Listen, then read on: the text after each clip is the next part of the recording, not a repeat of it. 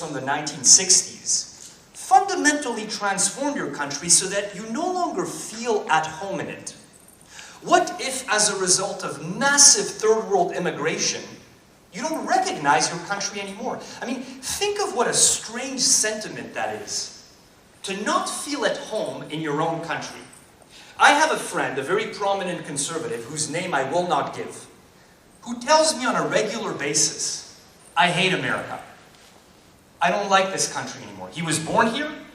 He loves this country, but he doesn't recognize it anymore. Every day when he turns on the news, he feels that all of the things that he holds dear are being desecrated and assaulted by the elites.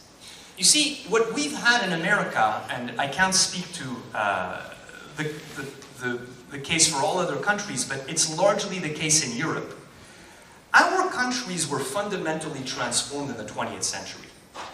We in America and in Europe had a regime change. The progressives and their liberal heirs, through a series of rolling revolutions, set about and succeeded in fundamentally transforming America, France, Belgium, and England. They marched through the institutions, as Gramsci said. They remade the country in their image. They changed the ruling ideals, modified the virtues that the people cultivate. And as a result, we find ourselves living in countries that, as conservatives, we're no longer really feeling at home in. And therefore, I told you that conservatism originates in gratitude. But I think in this day and age, conservatism has to be more about counter-revolution than it has to be about conservation. It's somewhat paradoxical because the term conservative points to a certain quaintness, not wanting to rock the boat. But if you've lost your country, if the elites, the media, Hollywood, the universities, the schools, the Fortune 500 companies, I mean, if any of you are under the impression that multinational corporations give a crap about your country and your traditions, you are deeply mistaken. We've coined in America a very good word, namely woke capitalism, to describe the phenomenon of major corporations waging war on the cultural traditions of the people. That's not to say, by the way, that we hate businesses and we hate markets. We just realize that the largest corporations have been taken over by the left and are used to advance their agenda.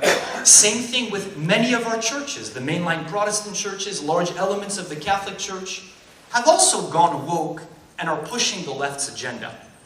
And therefore, in this age, conservatives need to mount a counter-revolution. And if you're interested in following American politics, I would tell you this may be one of the deepest divisions in America today on the right.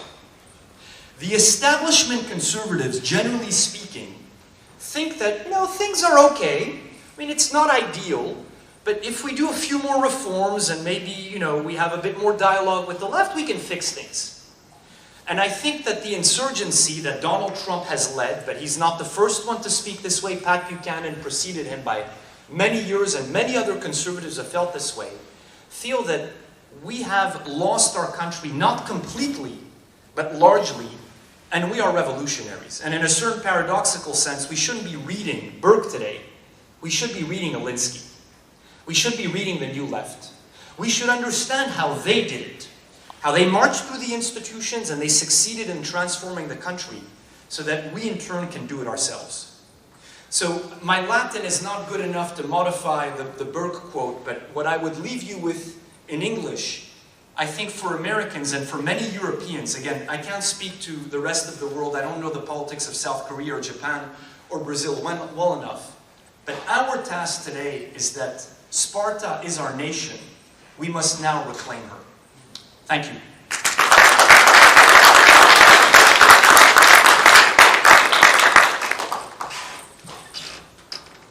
David has just recently, this is true, right? You made the switch? Yeah. He's left the Heritage Foundation. He's now with Hillsdale College, which is just right across the street from Heritage. Are there any questions for Dr. Azarad? I think I saw a hand.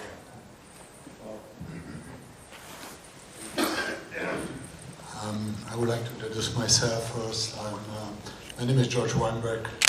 I'm I'm coming from Germany. I'm American citizen, naturalized American citizen, proud to be conservative, and do live still in Berlin, Germany, capital of the country. And we have, of course, in our country, in Germany, I'm always confused what is my country. My country is, of course, United States of America, but I still live in Berlin, partially in Florida. That's why my tail on the face. We have a huge problem right now in Europe. This is under the name Green New Deal. And under the presumption to save the planet, in my opinion, it is a huge movement, political movement. Everybody knows the name Greta from Sweden. In Europe, especially in Germany, to totally change the system. And they're talking about renewable, save the planet, blah, blah, blah. But basically they want to change everything, system and political system. And no cars, no airplanes, no cars, you know the story. And the question that I have, what kind of points or strategy we might have to approach this kind of, I'm sorry to say this, bullshit and stupidity. Yeah. So, the first thing I think of when it comes to the environment is, I'm a conservative, and I would call myself a conservationist. I mean, part of what makes America beautiful, for example, is its natural splendors.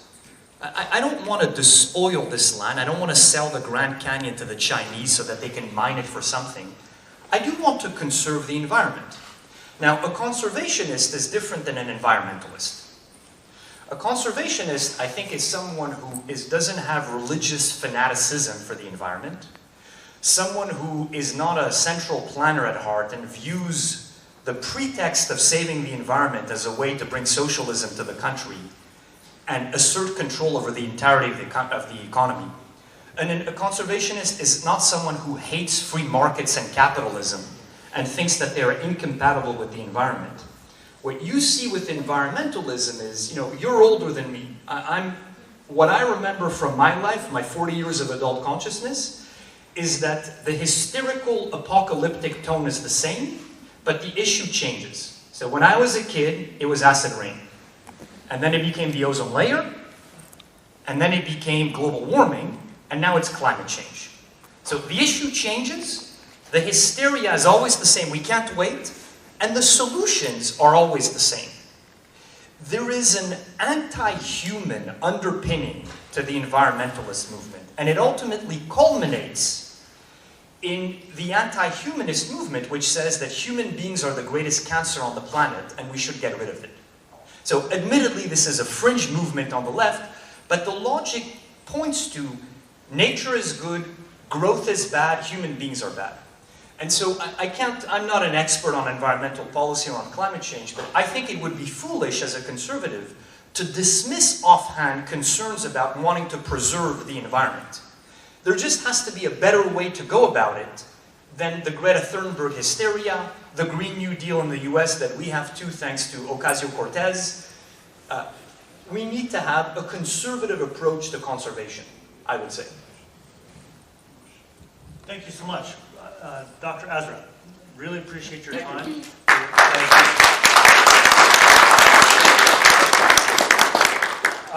I would now like to introduce Chairman Ayiva of the Japanese Conservative Union. He has been an inspiration to me. He has learned so much for several decades studying conservatism, and he's been a real leader in Japan. Chairman Ayiva, my friend and chairman of the Japanese Conservative Union and the head of the Cpac in Japan. Thank you for joining us.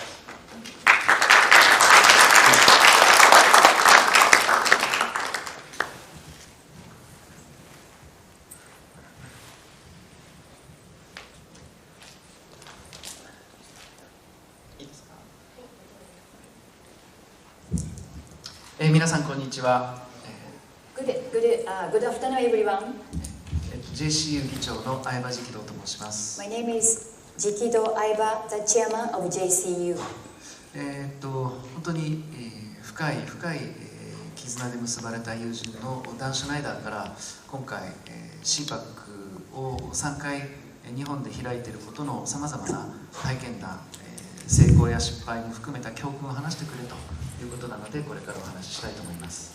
I was asked by one of my best friends, Dan Schneider, whom I had a strong bond with. He asked me to share your experiences, including successful ones and all kind of experience of lesson learned, and with people at our Cpac. So I'm going to share my experiences with you today. 今から私が話すことはあくまで、日本特有かもしれない、また私のキャラクター特有のものかもしれません、普遍的なものではないかもしれませんので、決してこのやり方を押し付けるつもりはございませんが、一つの参考として聞いていただければと思います。So the things that I'm going to share with you could be very particular to our culture in Japan, and it could be only applied because of my own characteristics. So this couldn't be maybe universal, which will be applied to all of your countries. So just for the reference and just something that you can use with, please listen on the way. まず私がどうして日本でも Cpac を開きたいと思ったかというと、それは2011年から7回連続でずっとこのワシントンでの Cpac を見続けてきた、そこに大きな刺激を受けたというところが大きな理由です。So why I decided to hold Japanese Cpac in Japan? Because from 2011, I kept attending this American Cpac 7 times consecutively without missing any. And I was so much inspired, and now I want to do Cpac in Japan, my country. でその間にワシントンを中心に保守の友人、アメリカでたくさんできまして、そのワシントンの人たちから日本でも JCU を作ってコンサバティズムを広めたらどうだと本当に多くのお誘いを受けたのがこの日本でのきっかけだったと思います。So by keep coming back to Washington D.C., I made many conservative friends in Washington D.C. and around the city. And those conservative friends and fellows encouraged me, why don't you create a conservative union in Japan, and why don't you hold Cpac in Japan? So those encouragement pushed me to do this. ただ日本でやるからにはやはり大きな責任を伴う、つまり一度やったからには打ち上げ花火のように一回きりではなくって継続性を持たせなければいけないし、同時にこれが日本の政治の質を良くすること、そしてアジアの平和と繁栄に貢献できること、そして友人であるアメリカ、その他の国々と連携しながらより良い世界を作っていく合計につながること、そういったことにつながらなければただ単にイベントをやることに意味はないと私は考えます。But I realized, I was convinced that to start this in Japan, it's going to be a big responsibility. I'm going to take on a lot of responsibilities. So just one-time big party or event doesn't mean anything. It doesn't mean anything. So this event has to help improve our political quality in Japan, and also it has to be helpful to realize the peace and prosperity in Asian countries and all over the world. And also partnering with American friends and colleagues, it has to be going on. So just event itself doesn't mean anything. It has to give some fruit.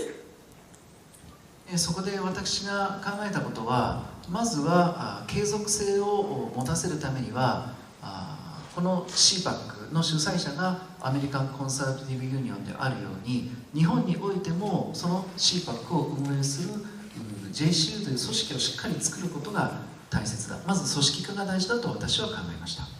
So to continue these events, not only one-time thing, but should to be a continuous and sustainable, as ACU is an organization to keep hosting this big event every year. In Japan, I was convinced that we have to form the organization to hold Cpac, which is Japanese Conservative Union. そこで2015年に JCU を正式な法人として日本で立ち上げましたが、その後 Cpac を開くまでには2年かけました。2017年まで約2年間待ってから3年目に初めて Cpac を開きました。So 2015, we created JCU, and JCU became an official incorporated organization in Japan. And we waited for 2 years to prepare to start the Japanese Cpac officially in 2017. So we waited for 2 years. なぜそこまで時間をかけたかというと、イベントをやるにはやはり予算も必要だし、いろいろな日本でのさまざまなお声掛けというんですかね、仲間を増やすことも必要だし、時間が随分かかるんじゃないかなと思っていて、結構なかなか実は踏み出せなかったんです。これ私の一つの失敗談なんですけれども、そんな矢先、ワシントンとかいろんなちょうどトランプのキャンペーンも始まってたかな、もういろんなところでマット・シュラップに会うたんびに「J、いつ Cpac やるんだ」と、もう会うたんびに必ず言われたので、参ったなという感じだったんです。私は追い詰められてました。So I waited for 2 years because to throw a big event, we need money. So the budget is very big thing, and also we need a good staff and people, supporters. So I was kind of waiting and hesitant to just jump in to do this. So that was one of my mistakes that I've done. I waited too long.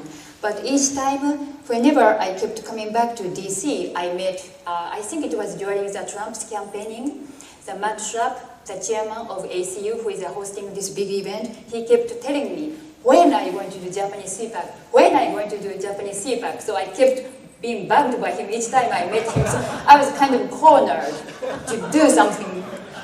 これはもちろん半分冗談も入ってるんですけれども、そこで私は決断したんですね。もうとにかくやろうと。2017年になったら Cpac をやるぞと、この Cpac の場で、宣言してしまいまして、自分で自分を追い込むことにしました。So yeah, it was half of his joke, but however, I was determined, and finally, okay, I should do it now, and I claimed I said that I'm going to do Cpac in Tokyo, so I announced here officially, so that I put myself into that position with no choice.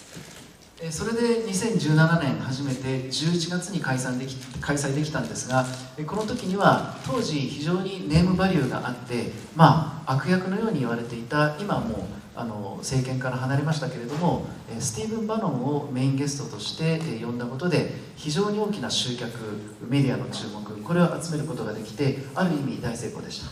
So 2017, we did first Cpac in November in Tokyo.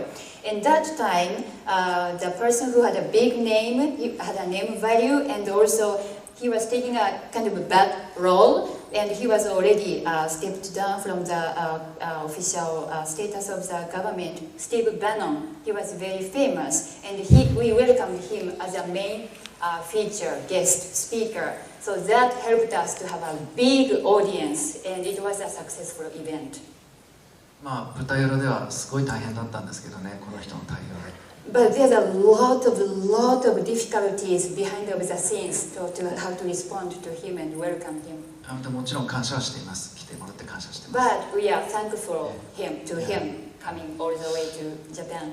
でこの1回目の成功を一つの自信にしまして、2018年にも同じような月に、秋頃ですかね、Cpac の2回目を開催することができました。And having the confidence through this first successful Japanese Cpac, we held the second Japanese Cpac in autumn 2018. We did it. でこの時にも運よく今首席補佐官の代行をされてますけれども、ミック・マルバニーがメインゲストとして来てくれまして、やはり前年の倍の数の方が参加していることになりまして、これも大成功でした。And luckily, Mick Mulvaney, who is a chief staff for the President Trump, at that time he was not in the position yet, but we welcomed him. And thanks to him and thanks to many guests, we had a successful Cpac, and the audience was doubled compared with the previous year. ただ、ここまで2回やってみてですね、その感じたことは、なんだろう、このゲストとかネームバリューで開催するというよりも、どういうテーマを設定して、何が今の時代認識でアジアに世界にアメリカに必要なんだろうかということを考えてテーマでもって人を引きつけるようにしなければ実は継続性がないんじゃないかと思って3年目の昨年からはCpac自体に大きな一つのテーマを設けることにしたんです。So, but we were considering, so we've been working by having a big name and try to have a valuable guests, but we start to think that we have to think about the subject or theme that we have to discuss in our event so that we can contribute for the world peace and Asia and the world. So that is the one we need to have a continuous event and sustainable events. So from last year, 2019, we decided to focus on the theme and the subject that we are going to deal with in our event. そうした観点で世界を見回してみたときにアジアでは中国の覇権主義が非常に猛威を振るっており北朝鮮も暴発をしており香港でも民主化運動が始まりそして中東でもさまざまな紛争が起こりヨーロッパでも EU の解体のような非常に世界中がごたごたしている世界中が乱れているこの乱世が到来しているというのが私の時代認識でした。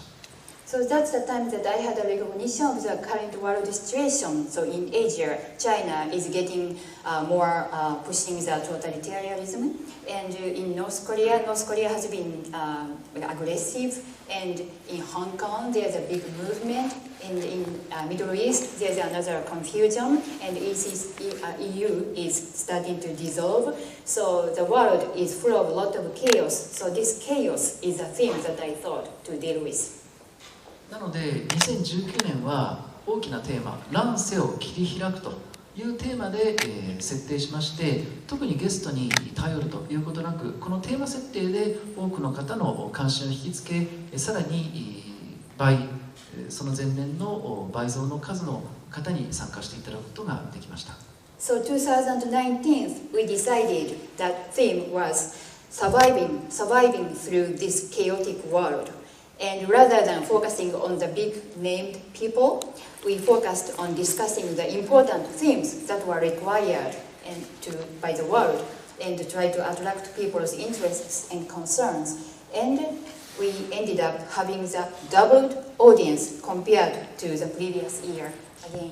もちろんこうして多くの方に来ていただいたのは実は今日こちらに座っていただいてるんですけど私にとっても本当に大きな恩人である日本で有名な国際政治学者の藤井元気先生そのチームが本当に多くの動員の協力もしてくれましてそのおかげで Cpac のバリューが非常に上がったお客さんも増えたというのが実は大きな私の中での感謝の要素でもございます。But I'm very, very, very thankful to the big support, including Mr. Professor Genki Fujii, who is here among the audience, who is an international political scholar, very well known in Japan, and he brought a lot of audience. And thanks to him, the quality of JCU was up and improved, and also many people, he brought a lot of audience. So really appreciate it.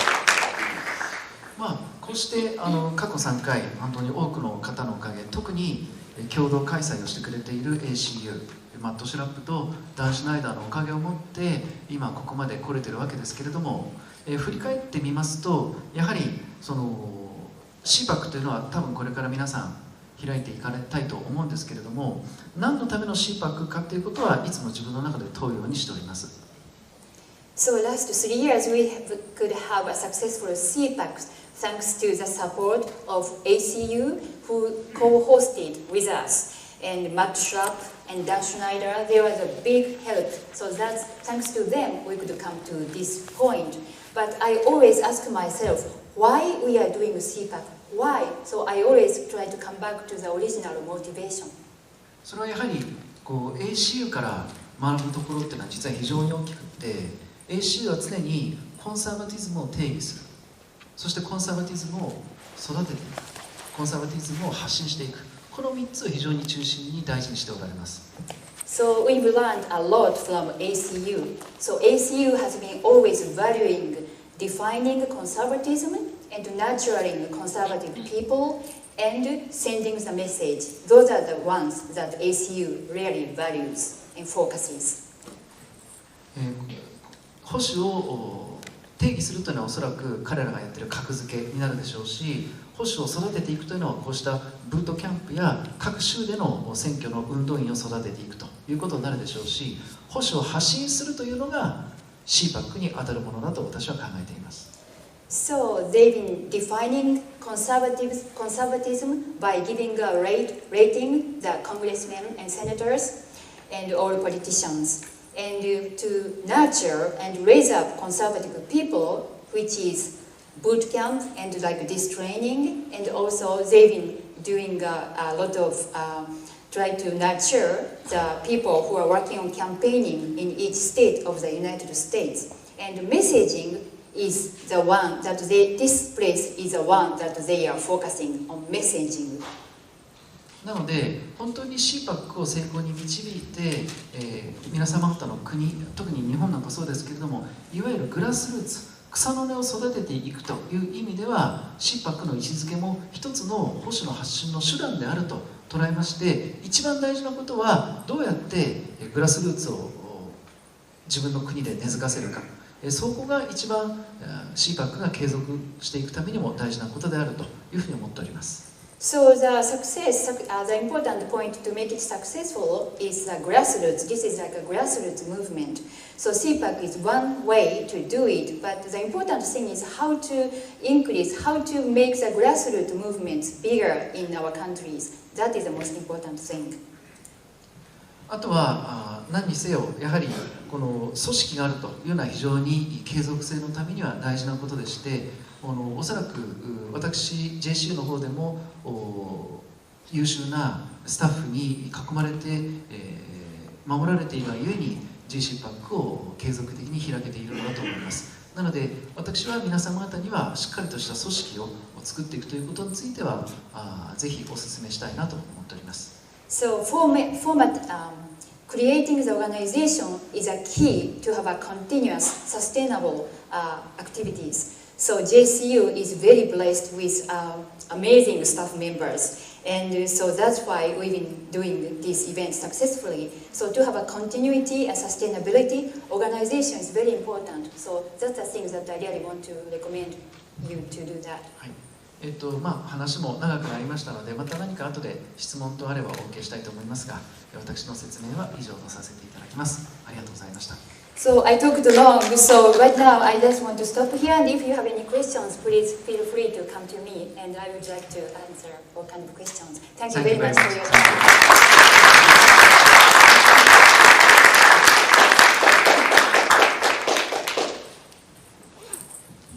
Chairman Ayiva, thank you so much. I hoped to have Jay and one of his teammates with him on stage as we ask our team from Australia to join us. And then, let's see, do I have any of our Brazilian partners here? I don't, why don't you see? Well, maybe Jay and Nietzsche, you could join us. And I know that Annie Chan is not able to join us, but Patrick and Andrew? Yes. Yes.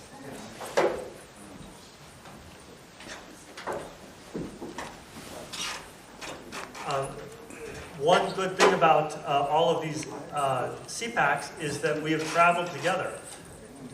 Jay went to Australia, as did Andrew and the Korean partnership, and except I don't think anybody went to Brazil who's up on this stage, right? Next year. Next year. This year. Andrew Cooper of Liberty Works, who held the Cpac in Australia. Lyndall was with him. I wanted to start off asking you, how did you start Cpac Australia? Why did you start it? What were the particular goals that you were after? So, in Australia, there was no central convention or conference that brought the right side of politics together. not just conservatives, but libertarians, those that rail against the left side of politics. And I wanted to create something that filled that gap. And when I looked around and I thought about how I could launch this, it kept on occurring to me that, there's this great conference in America called Cpac. And I kept on thinking, I would just love to have that conference down here in Australia. And so I approached Dan, or Dan's assistant, and she kindly gave me half an hour with Dan in the office with no agenda. And Dan, correct me if I'm wrong, but I think you and I chatted for 2 hours, shook hands, had a deal, and we launched Cpac, 12 months later. And it was 9 months later, I think it was. It was fantastic. And the one thing I'll say about the American Conservative Union and Dan Schneider and Matt Schlapp and all the other people that I've met, they're incredibly generous and they're incredibly straightforward. They're honest people and they're tremendous people to work with. I mean, you couldn't find a greater example of, frankly, conservative values than these people that you could potentially work with.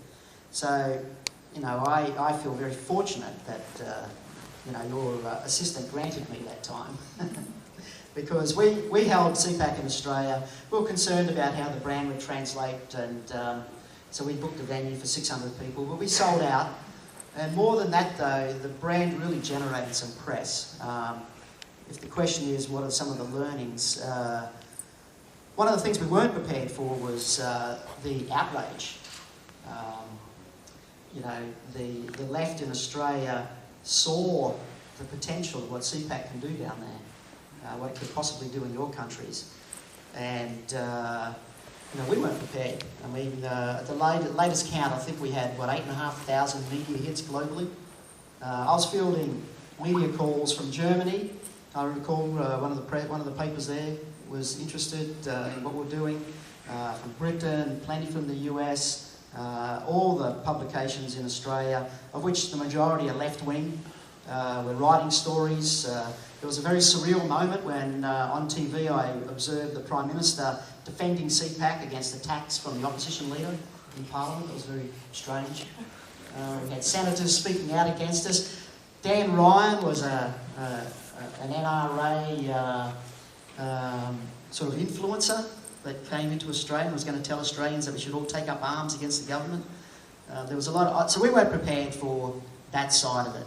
The brand really translated. I was unaware of how strong that brand was, and I hope we did it justice. We make a lot of mistakes, and if there's any questions later I can answer some of those. We did make a lot of mistakes, but these guys are incredibly supportive, and I'm very grateful to be involved. Yeah, and very grateful to be involved. Andrew literally has been threatened with prosecution and jail time for holding a Cpac in Australia. Yeah. It comes under some of the free speech rules and some of the laws that cover insidious Chinese influence in the Australian political system. The bureaucrats use these laws for the first time ever to threaten me with jail time for falling under the influence of the American Conservative Union. It's the craziest thing. I've literally just launched a High Court case in Australia challenging this legislation under the Constitution. It's crazy. But, this legislation, we can have a chance to knock it out because we held this conference. So, hopefully I'll have some good news on that next year. So Linda was very helpful. Linda, what are some of the things that you learned in the first go-around with Cpac in Australia? What do you think you'll do differently? Well, firstly, Dan, I have to say thank you for your involvement and how generous and how kind and how supportive you and the others were. I was very excited to be coming on board because I had always been a Conservative. I had been a Liberal Party member for over 30 years, but I felt going along to the conferences it was just the same old, and Cpac gave us the opportunity to be with other like-minded people who weren't necessarily party members, and they were also grateful. I think one thing that I wasn't prepared for was the amount of withdrawal symptoms that everybody had. It was incredible. It was the outpouring of grief. It was like someone had died. It really was at the end of it, wasn't it? Yeah. It really was. We had to end up starting a Facebook group for those people who had been to Cpac. who still wanted some of it. And even now, I've done a post this morning on the Facebook page of people saying, when is it? Oh, we want to be there. So it started a whole new movement. So we're very grateful to be a part of that. What could we have done differently? As Andrew said, we did make a lot of mistakes. A lot of things we didn't anticipate were going to happen did. Media, just not being, you almost need like 10 clones of Andrew and probably about 3 or 4 of me just to get through, just fielding inquiries, just dealing with everything, and the to-do list, just, you never get to the bottom of it. And I'm an organised person. I like to know at the end of the day I've achieved most of the main things, even if it's just the A list. But in some days, in some moments, it wasn't possible, so that's when you had to take a deep breath and just keep pushing on and keep putting one foot in front of the other and just keep moving forward, really. Yeah. Matt Schlapp, of course, is the chairman of the board of ACU. And Matt was surprised to discover that the same fights that we have here in the US, you have in Australia, including Antifa, you know, having a protest, yes. And the same kind of PC issues. And Matt just didn't realize that this radical left-wing phenomenon that we're experiencing here in the US is everywhere. And that's why we're working with you, because we understand better than ever before that you're fighting these same fights that we are here, and maybe they're even worse in your own countries. Yeah. And you know, the radical left is out to fundamentally transform the world. As Dr. Azarad spoke today, conservatism is resisting this radical transformation agenda, learning what's good, accepting what's certain new learnings, but maintaining culture, maintaining one's own nationhood, one's own character. And so, Matt, I think, probably understood it better than ever before, having gone to Australia to see the same fights there. Just on that, David's also spoke about woke capitalism, and we've been bumped from 2 of the major hotel chains. They've cancelled this year's event on us because they don't like what we have to say, which is crazy, right? Conservatives support free markets and capitalism, but these woke capitalist organisations don't want to be associated with us. And to me, it's all going a little bit bad, I think. And I hope it's not in your country, but I suspect it's sweeping.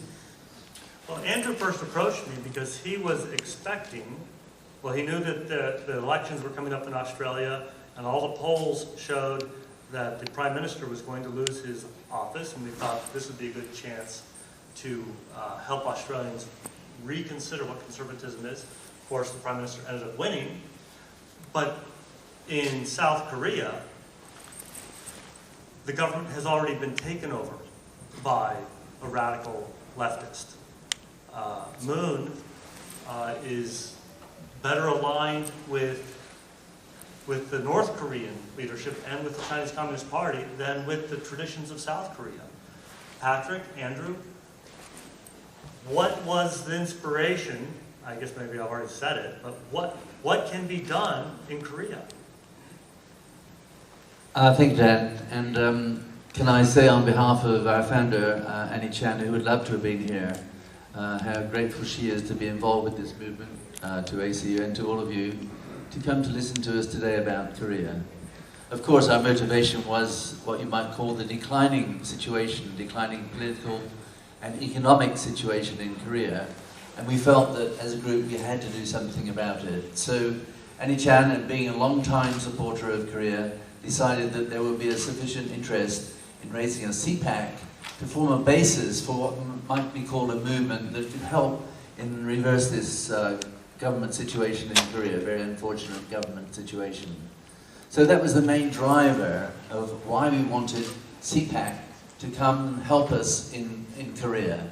And in unison with all of our colleagues from overseas, they are ultimately the group to work with, fantastically cooperative, understanding, and I would say without their help we simply could not have done it.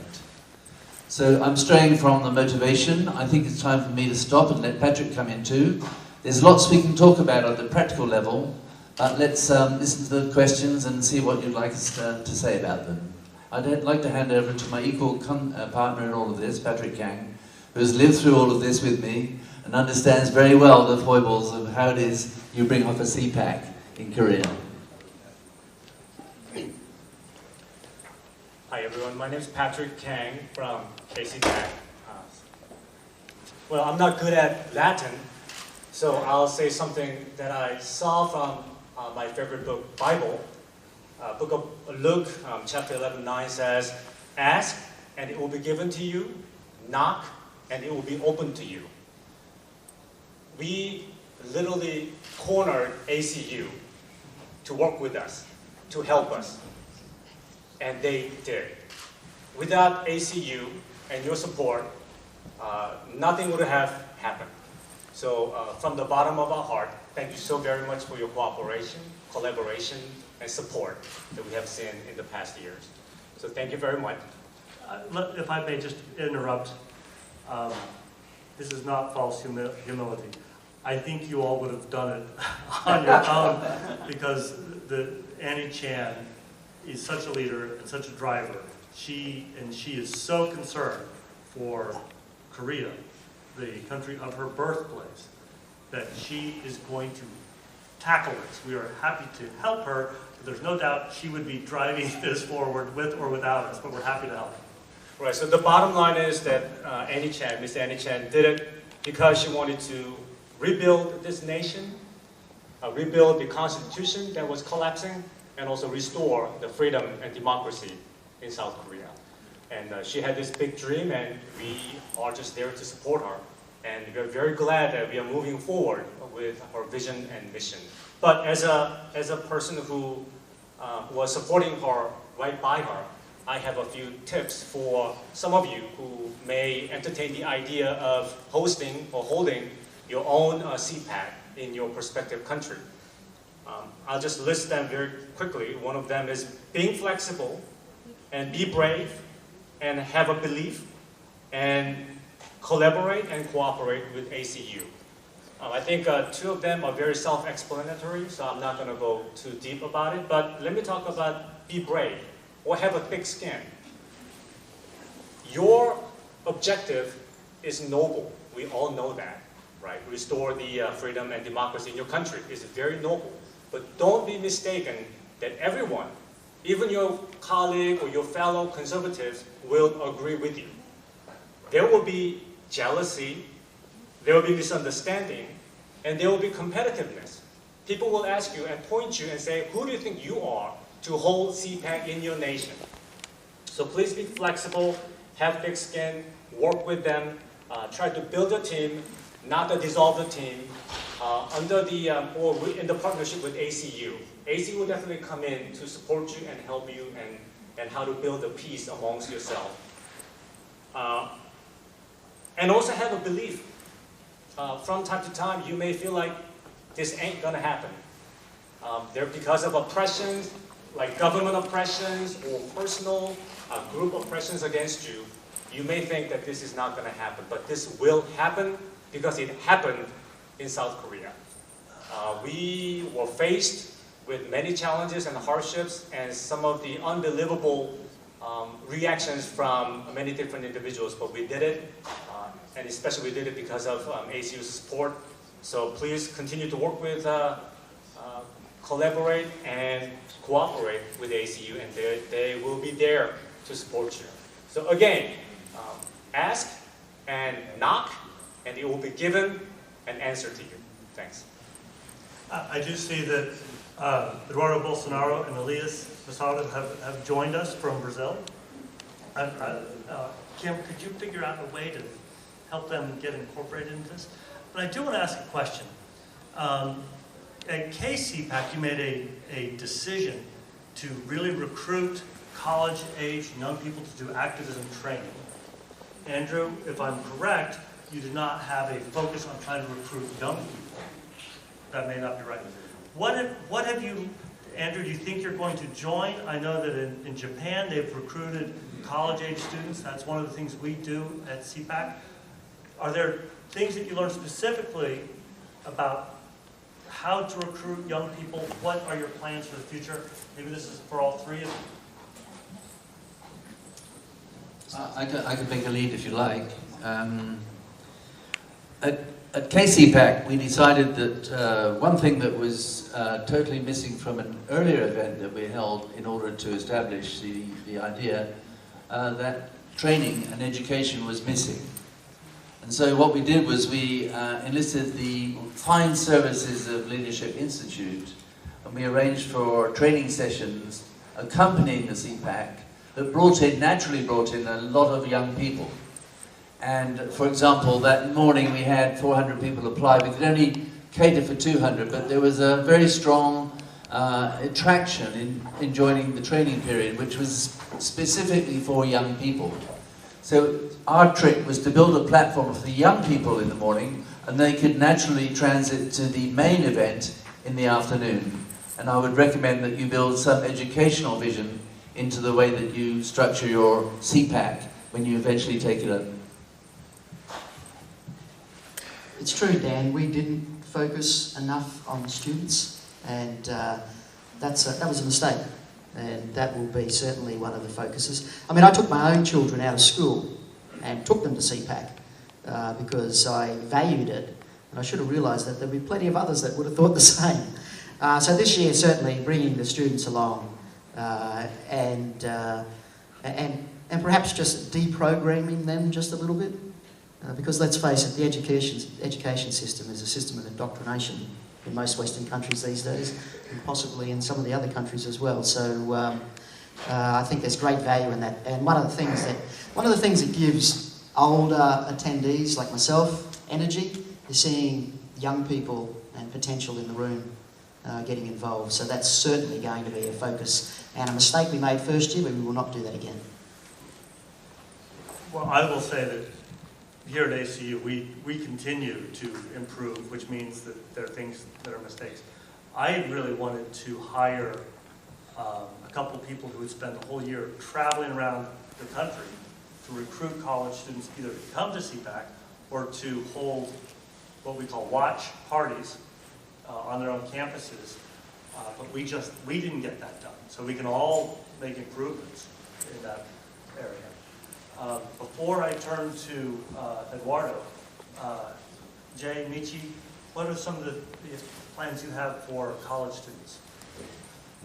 I'm Michi from JCU, and I'm his staff, and I took the part of the operational side of the Japanese Cpac.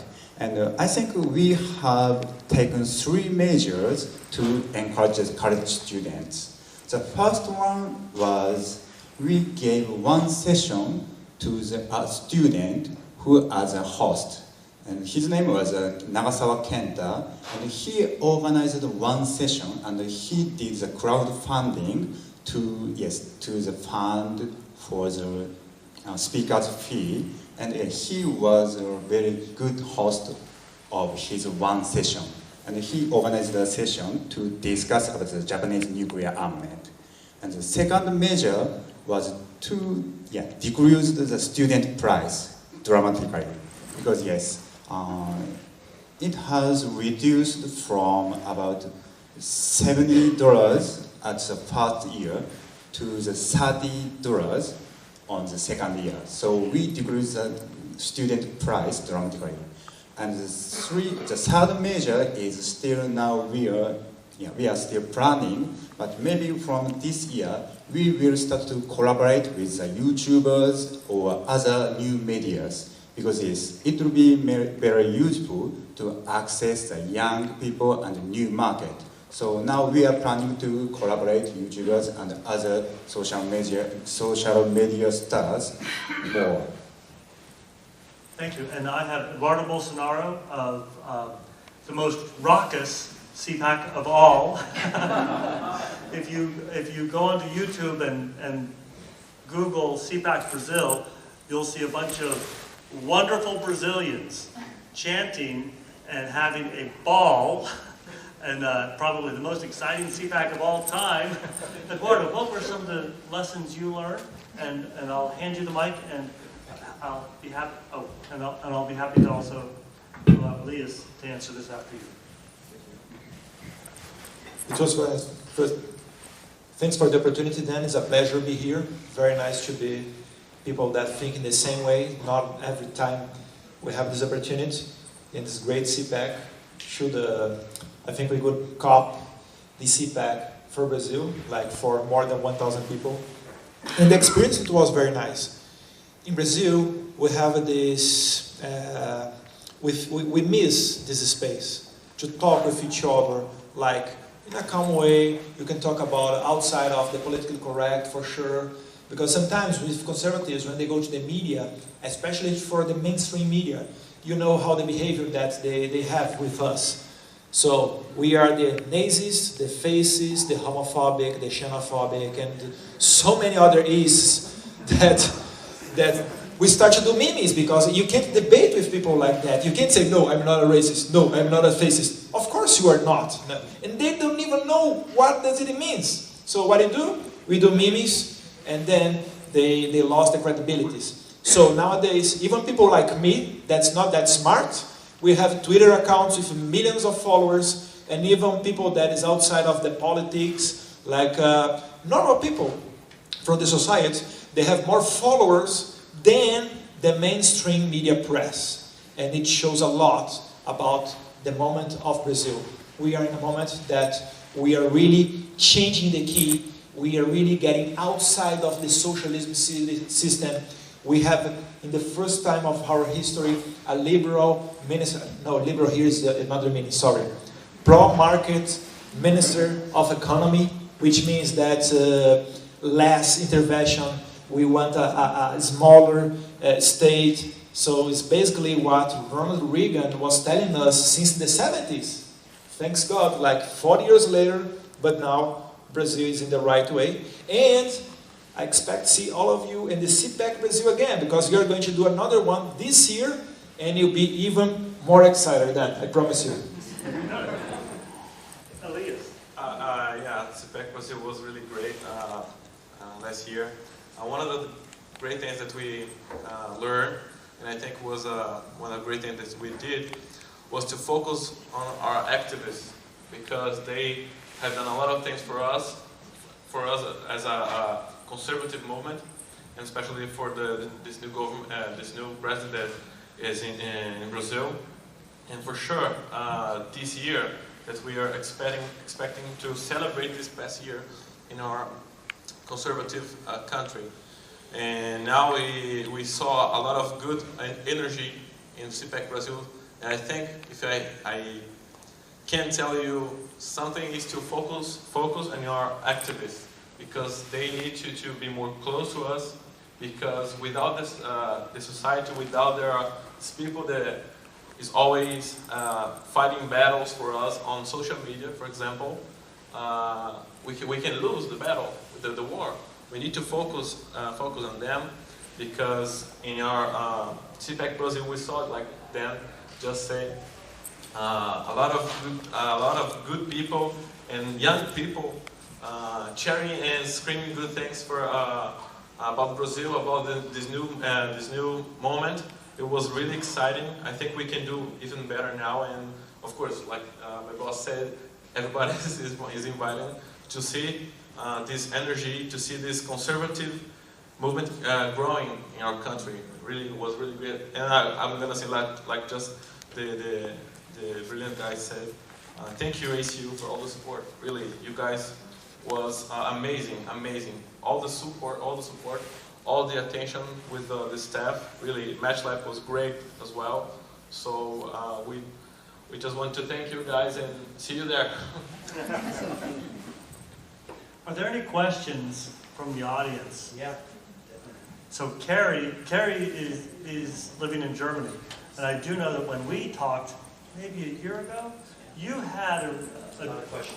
Well, you also had a vision for young people. So Carrie, what is your question? Can I hold it? Yeah. Thank you. I'm Kerry Reddington. I'm the chairman of the Republican Overseas in Germany. Born American from California, lived in Germany 33 years. My questions to you guys are, how did you keep the right-wing groups, because sometimes in Germany we call ourselves conservatives, you get the really right wing trying to get involved So right now, as the Republican Party in Germany, we don't even, how do you keep that away? And were you guys all profitable your first Cpac? Maybe before anybody attempts to answer that, this is a critical question. Here at Cpac in America, we say that anybody can buy a ticket to come. But in the last 2 years, we've had to change that because we have what in our country we call sometimes white nationalists or neo-Nazis. There's a term called alt-right. These people are not acceptable. And so when we do Cpacs overseas, we want to make sure that our partners have alignment on this. That there are different kinds of conservatives. We understand that. There are going to be people who are more traditional, people who are maybe what Andrew Cooper would describe as a classical liberal. We can work with the traditionalists in Korea, and we can work with the classical liberals in Australia. We're very comfortable with all of these. The Hungarians are traditional. But what's not acceptable are people who base their views on hate, on race, on exclusion. Maintaining a country's culture and tradition, that's a good thing. Hate and exclusion is unacceptable. So the question is, how do you keep our version of white nationalists, white supremacists, neo-Nazis, how do you keep them away? Because in Germany, if you say you're a conservative, it's a nasty word. It's a nasty word. It's really a nasty word. So how do you keep, you know? Okay, I might start with that. I mean, it's a big concern, and Dan was very clear from the outset what his view on the alt-right, for want of a better term, is, and I was pleased to hear that. Australia's like most countries. We have some very fervent anti-immigration / anti-Muslim groups that are very aggressive in their rhetoric, and we have some white nationalists, borderline kind of Nazi types. Thankfully, our concerns at this inaugural conference were more keeping the left-wing Antifa protesters out of the conference with all this extra security we had to put on. But it's occupying my mind. What do we do? And we have one particular party in Australia that does tap into that quite successfully, and it's sort of like a 7% of the national vote kind of party, so not insignificant. And they have some federal senators, but they're not the right fit. They bought tickets and they attended, and we did give one of their senators 10 minutes speaking time, but I have concerns. I have concerns about those. But one thing is also, we're promoting a forum it's a talk fest where different ideas need to be thrashed out, different ideas need to be discussed. So I think it's a tricky one, because one way we can handle these things is if there's someone with an uncomfortable topic that is popular, perhaps we put them into a debate situation and shine the sunlight on the argument. Because that to me, if we believe in free speech, that is really the forum, the method that we can address these ideas that may not be fitting with true conservatism. But it's an issue. It's an issue, Dan. And I'm not entirely certain how to deal with it just yet.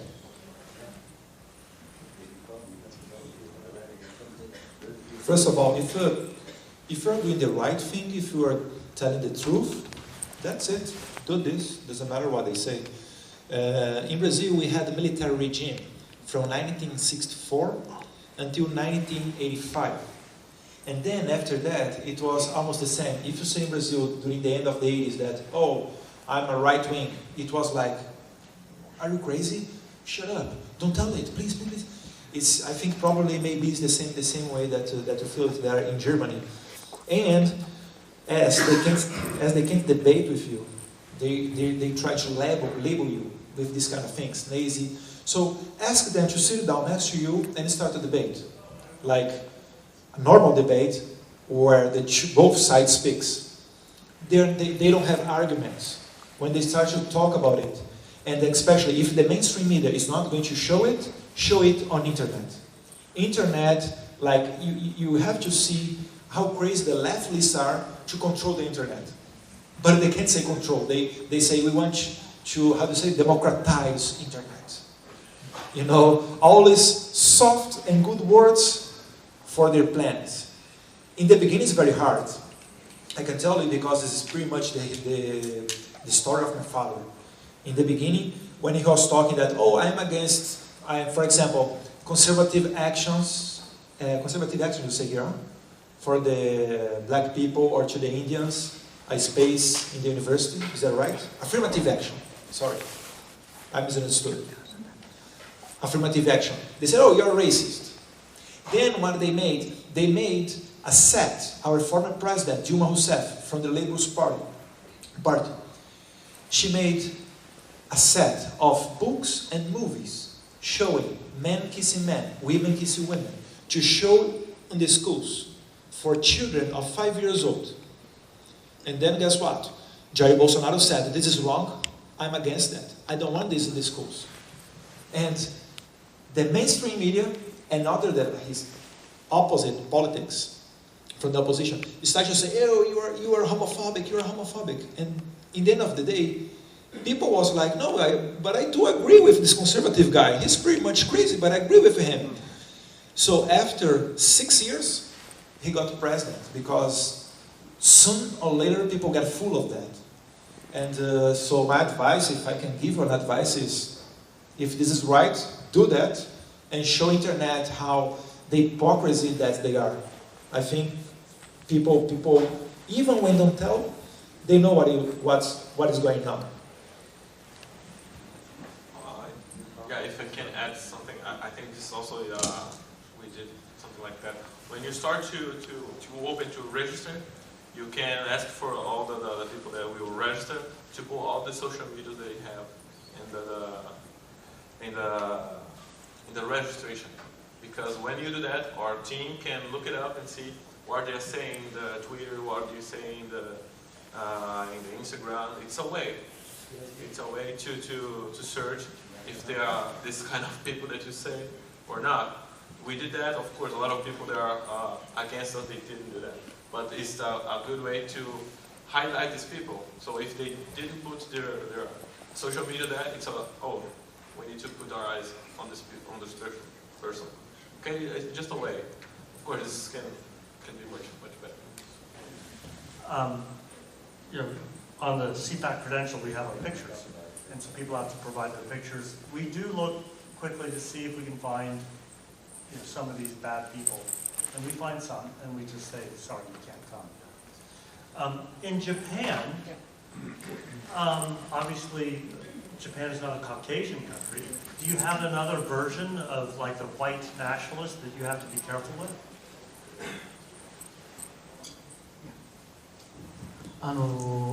日本でも確かに保守主義とか掲げる団体がいっぱいあって、それぞれにとっての保守主義っていうのが定義が全部バラバラなんですね。Yes, in Japan there are a lot of organizations and groups. They say that we are conservative, and the definition are very different. They're very diverse. だからある程度の公約数でそこを上手に束ねていかないとCpacなんかも成功しないわけです。So unless we try to put them all together by organized by some majority of the group, Cpac never be successful. なので私が考えたのはその軸となるポリシーをまずしっかりと定めること、そしてそこに賛同する人たちが集まってもらってCpacを開催するということでそのバラバラ感を防ぐというやり方を取りました。So try to avoid that scattered groups and by doing them by themselves. I try to put the core policy at the center, and people who agree with those policies, they gather together. So based on that, we try to organize a successful Cpac. その軸となるポリシーを決めるにあたってやはり大事であったのがこの Cpac の起こり自体がこの日米同盟の強化と、そしてやっぱり ACU と連携した上での GCU でありましたので、アメリカと日本それぞれの共通のコンサバティズムの価値観でいけるものをいくつか柱に決めて、それで Cpac の骨格を作ったわけです。So when we decided which policies would be the core, so the US-Japan alliance are very important. So in ACU and JCU were co-partnering for this and co-hosting. So we try to choose the core policies who are among the shared values and shared concerns between US and Japan. それは例えば自由主義リバティですね。自由主義であり、そして愛国心であり、そして自己責任セルフレスポンシビリティですね。自己責任であり、そして繁栄主義。この4つが軸になると私は考えました。So I thought 4 pillars here: liberty, patriotism, self-responsibility, and prosperity. Those are the 4 pillars. これを軸にやりましたので、いわゆるそこに入らない右翼の人たちとか人種差別主義者はおのずと弾かれていくことになったわけです。So we made it very clear on these 4 policies of pillars. So those people like a far rightist or the racist, so they cannot be affiliated with us. So naturally they go away.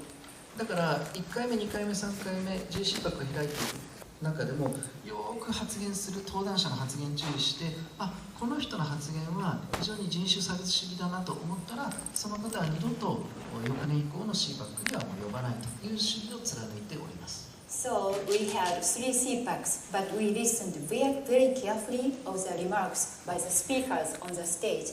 And if we found that some remarks of the speakers had some racist ideology or some ideas, we never invite those speakers from the next time.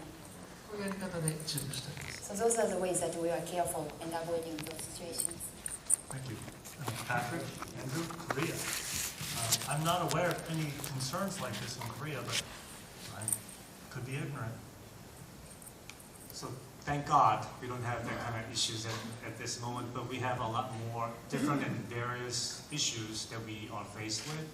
So I think the bottom line is that I don't think we should have impossible objective or goal. Because if you have a goal like I am going to turn everyone in my nation conservative, you'll be disappointed and you'll be mad at yourself. So I think having a practical objective is very important. And how would you purify a jar of polluted water? There could be different ways of doing it. You could divide waters down to molecular level and things like that. But what we've decided to do is keep adding pure water into that jar on and on and on and on. And at one day, it will be filled with maybe not 100%, but 95%, 99% of clean water. So please be consistent and persistent. If you do what you do on a daily basis through all kinds of available platforms, but if you're consistent and persistent, the people with right mind will see that you're doing the right thing. People will definitely see it. Of course, we may not be able to turn everyone into conservative, but some of the people with a great heart will see that this is the right way. So please be consistent and persistent. Dan, if I could just add 2 short comments to that. One is that at the practical level, we employed a recruiting company who were going to look after all of our registrations, and we supplied them with a very, very mild test to see if they were genuine conservatives in the sense that we believe they should be. I wouldn't say that's a caustic test, but we did apply that level of filtering. And the second point is that we did identify 1 or 2 renegades in the place and kind of ran them out of town. And that happened, and you can always do that. Very good. And Andrew, we're running out of time. But Yeah, I just might add one thing, and picking up on Eduardo's point, there are white nationalists, and we know who they are. But to the left, we're all white nationalists, right? We're all racist.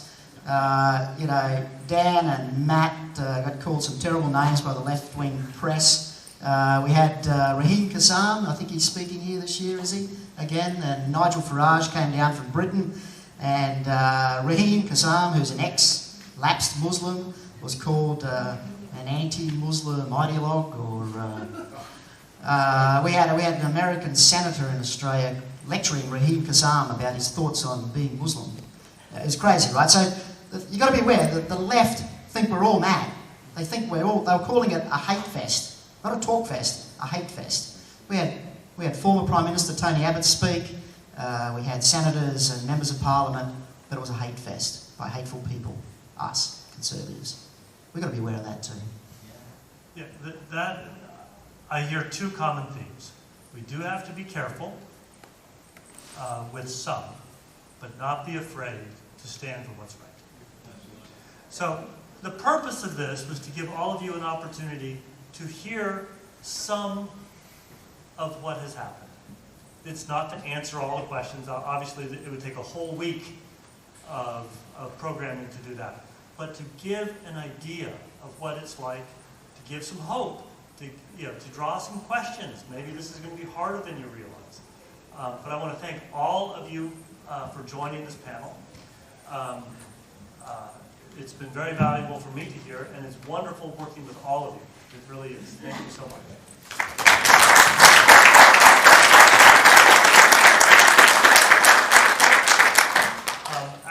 As our panelists exit the stage, I want to introduce Robert, who we're not going to get granular.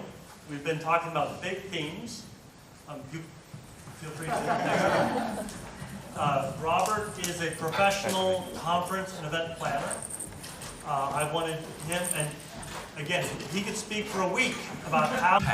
But I am all ready to give you my background. I'm actually trained in music. I'm a musical director. I conduct operas. I have a master's in conducting from Indiana University here. And I went on and joined Entrepreneurs Organisation 20 years ago and had the pleasure of attending free enterprise and small business conferences around the world. So I became a big champion of small business, becoming big business, and what I call responsible capitalism. Anyone familiar with the writings of Charles Handy? Okay, so that's and I wanted to start with a great little quote. One of my great inspirations is Winston Churchill, and he has a wonderful quote, and you can almost apply this to the socialism theme, and it says, this is Winston Churchill, there are two places where socialism will work. In heaven, where it is not needed, and in hell, where they already have it.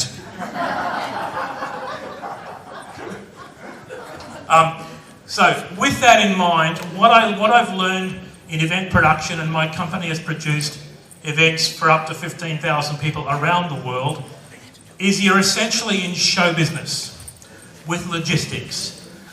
Whenever you gather people in a room and want to tell them a story and take them on an advantage, on a journey, the rules of the theatre apply.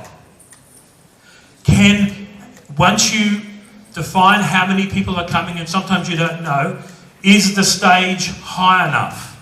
Are the lights bright enough? Can everyone see the stage clearly?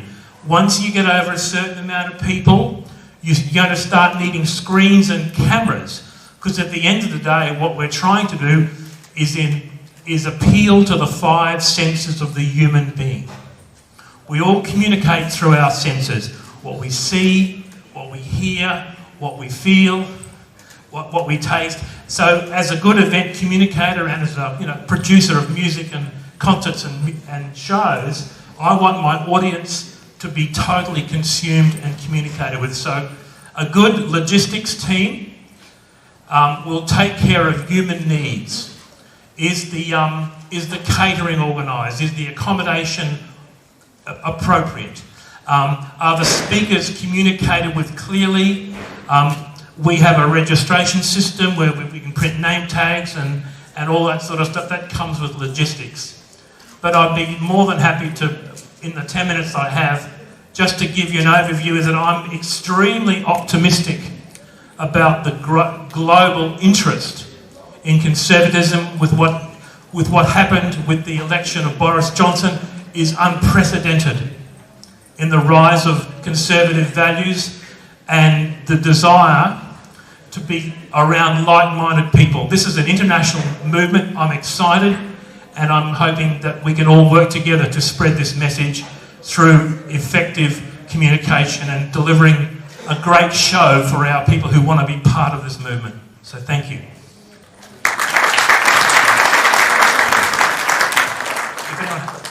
Question, Dan, or anyone? Is Dan with us? Well, he was. Sorry. Are there any questions for Mr. Clark? All right. Thank you very much. Is Peter Green in here? Yes. All right, Mr. Green is going to talk about hotel negotiations. Yes. Good afternoon, everybody. Peter Green, and I'm with Conference Direct. We partnered with the American Conservative Union now this is our 7th year. And we work with this facility, the Gaylord, and we work with other hotel facilities all over the world. But Conference Direct is a global provider of meeting outsource solutions. So ACU, when we first started working with them 7 years ago, things were a little bit out of whack in regards to specifically the hotel contract that they had signed and what was actualizing here at the facility. And our company specializes in this type of thing, and that's what I wanted to really granularly talk to you all about when you're looking at holding a Cpac or a large event at your home countries or specific venues.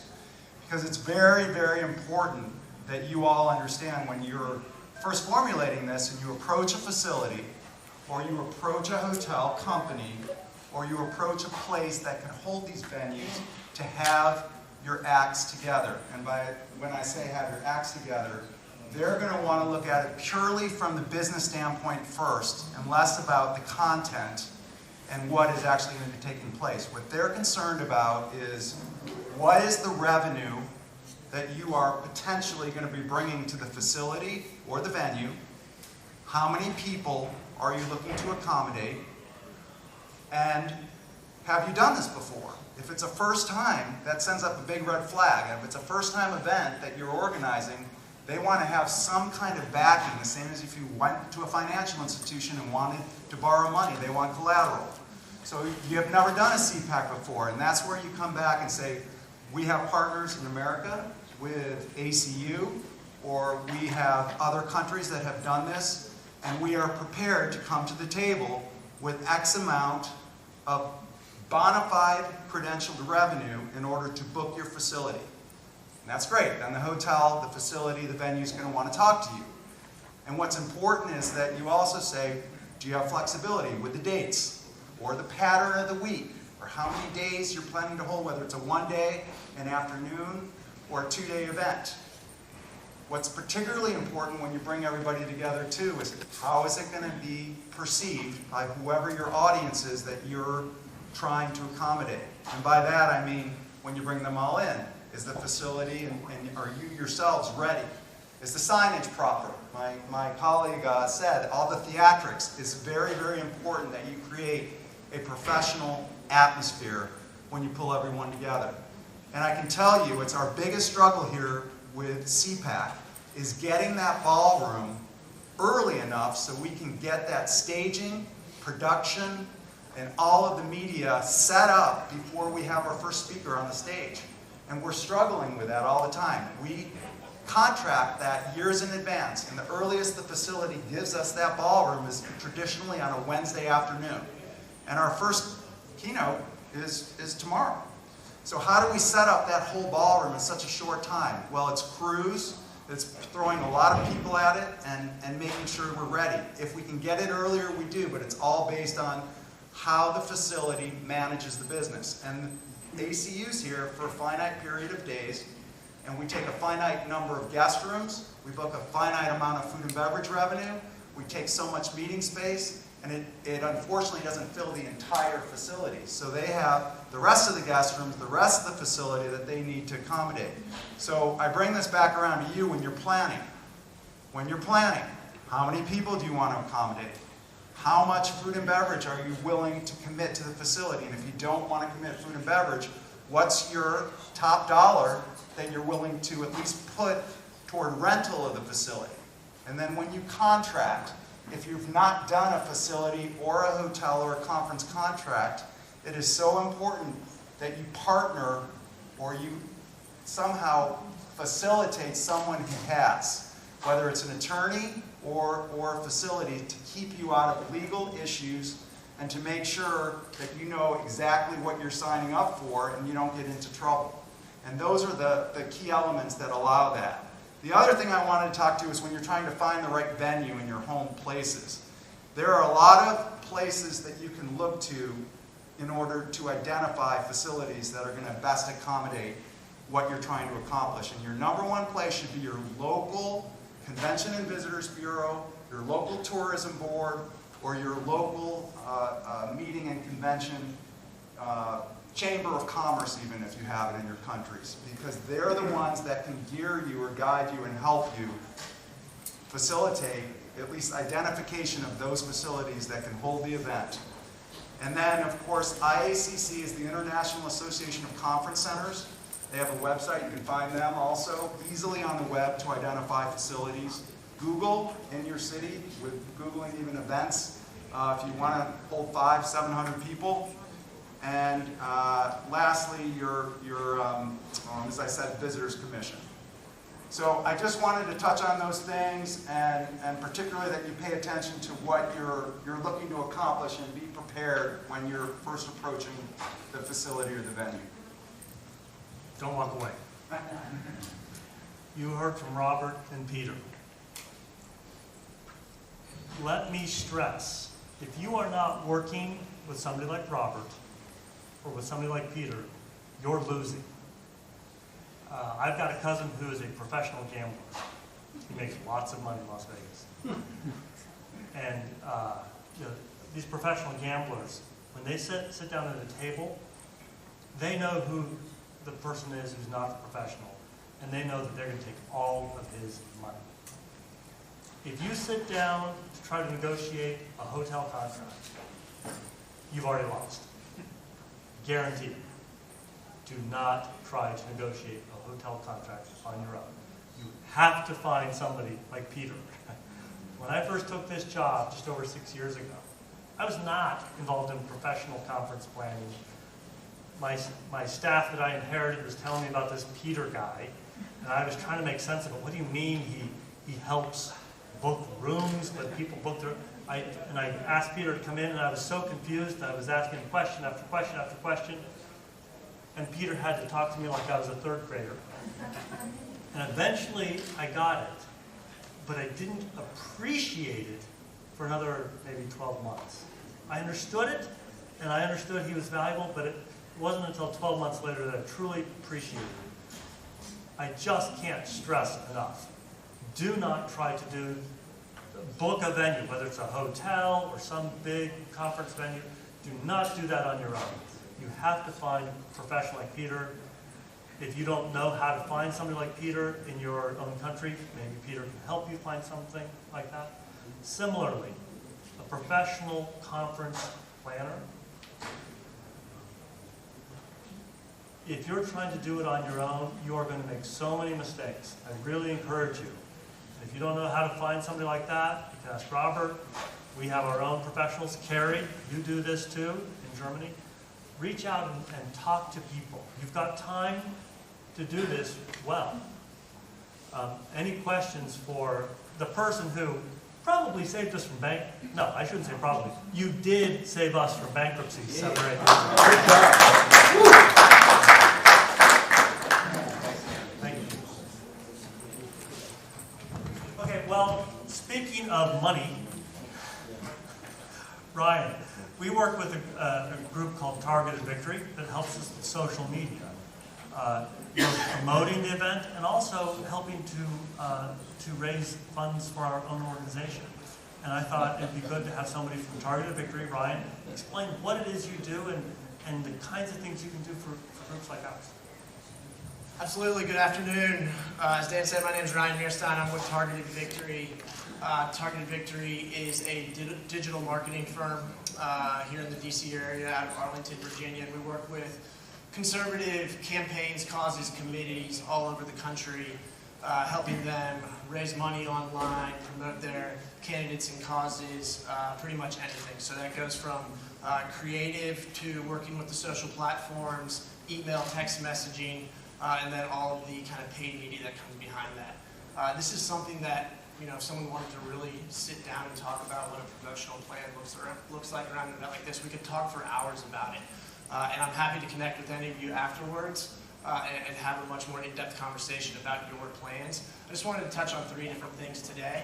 And those 3 things are attention, location, and iteration. And the first, and I think is probably the most important with attention, and we all need to realize that we are living in a world where attention is completely broken. We, you know, as average humans, we're watching 5.3 hours of video a day across screens. We're receiving over 120 emails. We're sending over 100 text messages. We are all over the place, and technology has made it so much easier for us to communicate with each other, and has made it so much harder as marketers to talk to the individuals that we want to talk to about what is important to us. And so what does that mean for us? And, you know, I think the first thing that means is that we have to be fighting for attention every day, and we need to realize that that fight is not against the left. You are competing against other conservative organizations that want these conservatives' time. And so your content has to be better than those other conservative organizations, because we're not going to create new attention for these users. We actually have to get them to shift from other content that they are consuming to the content that we are producing. 2, it means that we have to have resources to put behind this content. You know, if we think these tech platforms are biased against conservatives, wait till you see how biased they are against people that don't spend money on their platforms. They will not help you at all. You know, there's an old movie line, you know, if you build it, they will come.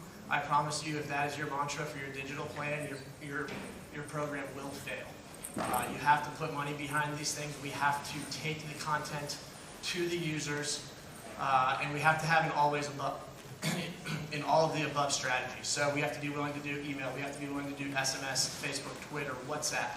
Wherever these people are spending time, we have to be building content for those platforms. And then the last thing, what we talk about as an agency is we're not creating eye-catching content, we're creating thumb-stopping content. So we need that person, as they're scrolling through their feed, to stop for that second and take in what it is that we're trying to say. And we need to be very clear in what we're trying to say. If we are trying to get people to attend an event, in our content we need to say, sign up for the event here. We need to be very specific in our ask. We only have seconds with these people, and we need to ensure that we are using every single second effectively. Second thing I want to talk about is location. We do a ton of event turnout for much smaller events than Cpac, and without fail, what we always find is that proximity to the event is still the #1 indicator of attending an event. All of you obviously proved that wrong from where you have traveled from to be here today. But what I see that as, that means that the media plan that you're running, the turnout plan that you're running in the city where the event is located, looks different than the plan that you're running as you get further and further away from the event. You can have much looser targeting the closer to the event that you are. And in fact, by having looser targeting closer to the event, you may bring new people into the fold that otherwise wouldn't have been there. But as you get further away, you need to tighten up that targeting and ensure that you are talking to those top conservatives that will make the investment to travel to an event like this. And then the last thing is iteration. And, you know, in the digital space, content is king, but content can also crush your organization. And unfortunately, you just need massive amounts of it to be effective on these platforms. But you know, you don't have to overthink these things. You know, we say digital content has very short shelf lives, but that doesn't mean that you can't do little things to make those shelf lives a little longer. So you have templated creative, announcing your event, announcing speakers, etc. As you see less and less engagement along that way, change the colors, change the pictures, change the words, do different things, try everything. and then just use the free platforms that are available to you to learn what is effective and what isn't effective, and drive what is effective into the ground until it is no longer effective. So if something is working, drive it into the ground. When it's no longer working, make a slight change, try something new. So attention, location, iteration are the three things that I wanted to concentrate on today. Happy to take any questions.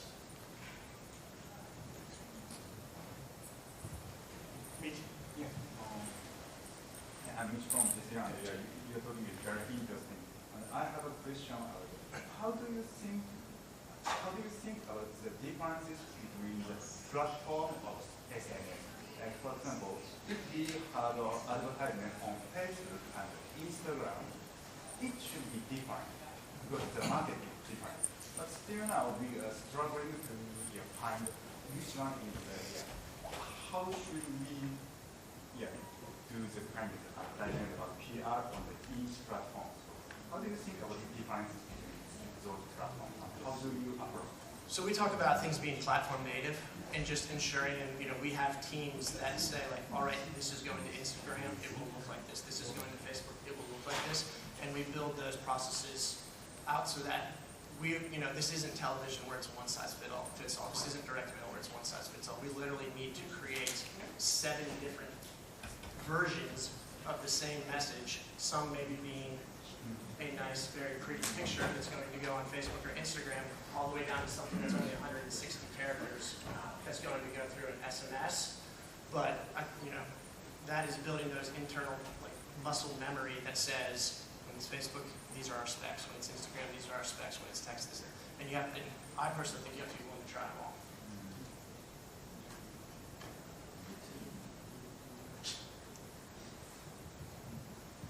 I will say that ACU, for a number of years, tried to do social media, promote our events on our own, and then we would try to take pieces that that a vendor could help us, and we finally realized we really need a group like Targeted Victory to really do that for us.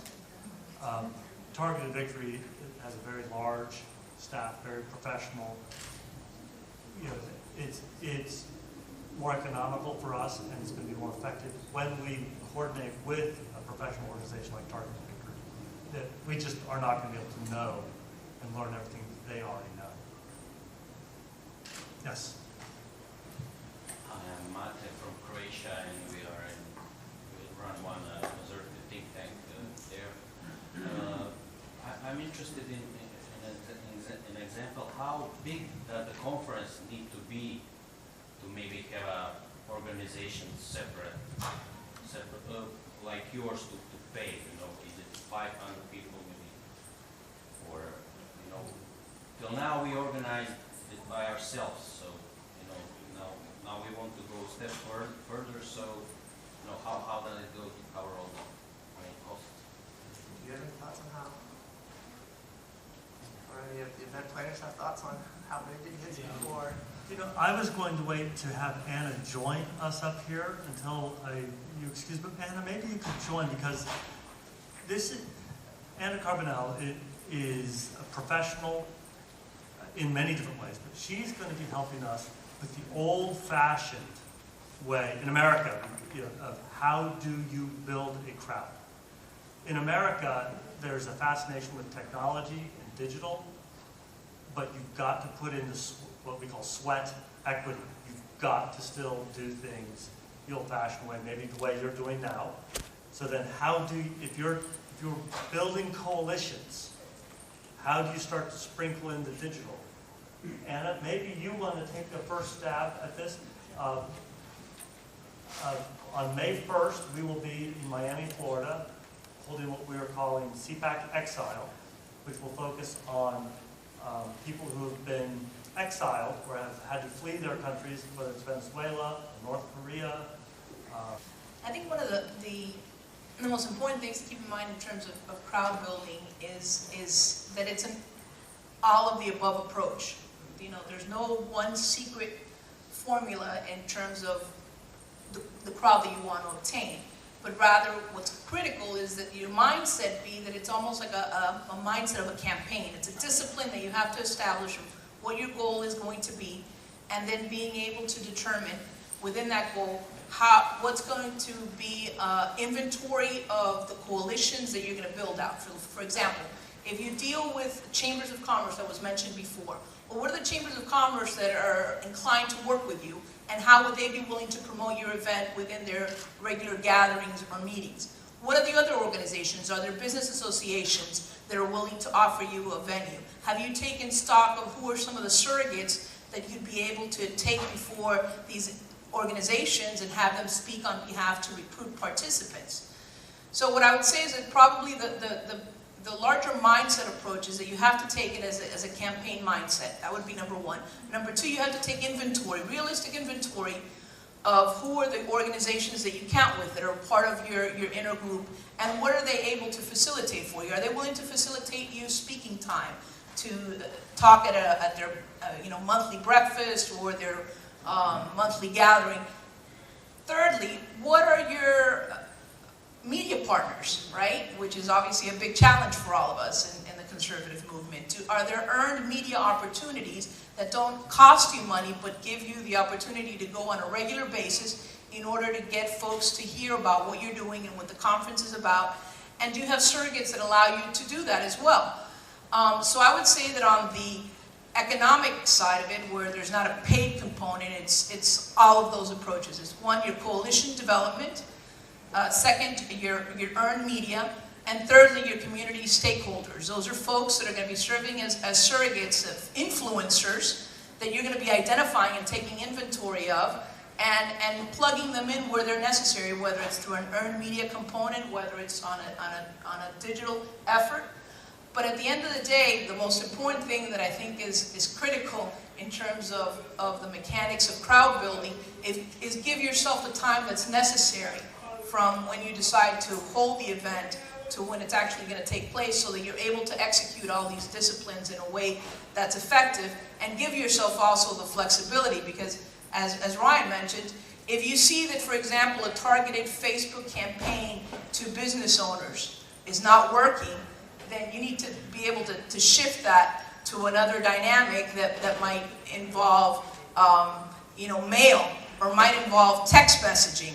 So what I would say is that with crowd building, it's an all of the above approach, but you have to give yourself the lead time necessary to determine what's going to work best, what's going to be the best tool in your box to be able to execute. And obviously you will learn with time, because each community is different. For example, in South Florida, we have the dynamic of folks from various countries that have fled communism, right? So there's differences within their countries of origin, but there's a common bond that they all fled communism. So therefore, you can go and talk to them about the importance of engaging in a cause like this, because there is an affinity even though they're different in nationality. So be willing to think outside the box when it comes to that, because there might be individuals or groups that you might not be thinking about that would be natural allies in this type of effort. And let me ask a question, then Michi, you ask your question and then answer both. How do you combine digital with crowd building in the traditional way? What is that? How do you do that? How do you cross-pollinate? Well, I'll start. I know that, for example, in what we do is the most important thing is to establish a budget of, the budget's going to basically dictate how much you're going to pursue in terms of an earned media free component, and how much is going to be within a paid component of digital. So one is establish a budget, and obviously making sure that within that budget it's geared towards crowd building message. Obviously count back from the time that your budget allows, so that you don't run out of what's needed in the budget a week before your campaign. So that's very critical in terms of the discipline of organization of your spending digital dollars. And then the other factor is to understand how folks communicate that information, whether it's through a Facebook platform or whether it's through an Instagram platform, and making sure that you accommodate your approach in a way that reflects the feedback that you're receiving. If you're receiving greater feedback on Facebook than you are on Instagram and you have limited resources, well then put your resources where they're going to be most effective for the audience that you're trying to build. The same holds true, for example, in how to combine what Dan was mentioning into how to combine it. If you have one of your surrogates speaking at an event to promote your conference, well, that's something that you're able to incorporate within your digital campaign. In other words, it has to be a continuous discipline of communication where you're building up momentum towards that event, and it's having the dual purpose of, one, keeping folks engaged, so you hopefully didn't capture them with that one initial post, but you maybe capture them with that third or that fourth post. And that discipline is critical. So what I would say is take inventory of who your partners are in that effort, establish a budget that is serious, and make sure that that budget takes into account the time that is necessary to build that digital campaign. Yeah, I would just second that. Digital that is not complementing everything else is eventually going to cap out. It will only be so effective. So if you are running a good earned media program and you have a surrogate that's going to be doing some type of local news hit or some type of conservative news hit in a specific market, then you should be moving some of your paid digital around the event into that market at the exact same time. Because I talked about that attention, the people will connect those dots. Like, oh, I saw that on TV. Oh, now I'm seeing it in my inbox, or I'm seeing it in my Facebook feed. So making sure that those two teams are seamless and the digital team understands where those efforts are occurring so that they can kind of be the infantry behind and help buoy that message.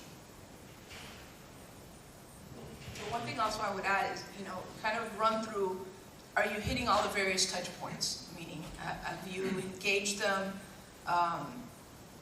via text? Have you engaged them through the various platforms? Have you engaged through earned media? Have you engaged through coalitions of various groups? What's earned media? Yeah, so basically earned media is any media that you don't have to pay for.